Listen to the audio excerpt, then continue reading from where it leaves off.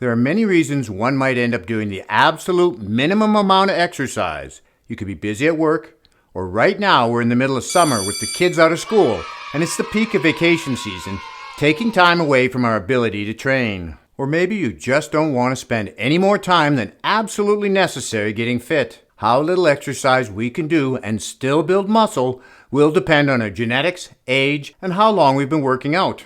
These variables affect our ability to progress. How do we know we're getting any results from the minimum amount of training? Well, a 2011 study illustrates how different variables affect our progress when we've reduced our training volume. The study focuses on hypertrophy or muscle growth and strength, looking at how different volumes affect us and at what point we start losing our gains because we're not training enough. They split the test subjects into two age groups, one of younger people between the ages of 20 to 35, and the other group between the ages of 60 to 75.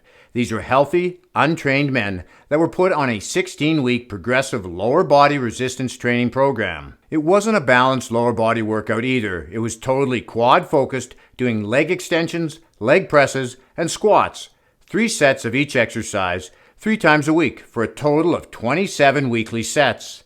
They did between 8 to 12 reps and increased the weight on an exercise once they could do at least 12 perfect repetitions on 2 of the 3 sets. After 16 weeks, they all got stronger and built muscle. The next phase saw them broken into 3 groups, one that quit training altogether, a second group that only trained 1 day a week and did 9 total sets. Finally, a third group that did only 3 sets once a week. No surprise the group that stopped training altogether lost their gains.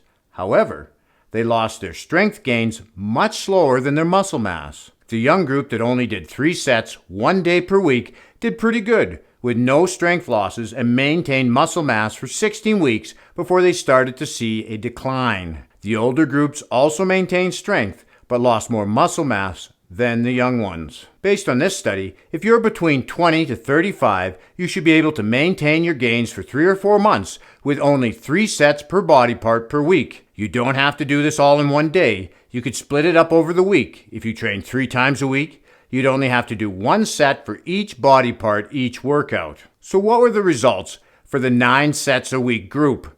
The younger group aced this one with increases in strength and muscle growth. The older group showed a clear separation between strength and hypertrophy, continuing to gain strength but losing muscle size. Now I'm interested in hearing your opinions on this.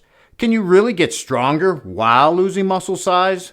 Does that make any sense to you? I still have 4 years before I'm in the older group, but I'm 21 years older than the most senior guy in the young group. I'm currently doing full body workouts 3 times a week, with my total sets per body part being in that 9 to 12 range. And I'm building muscle despite being closer to the age group, losing size around the same set range. And how do I know this?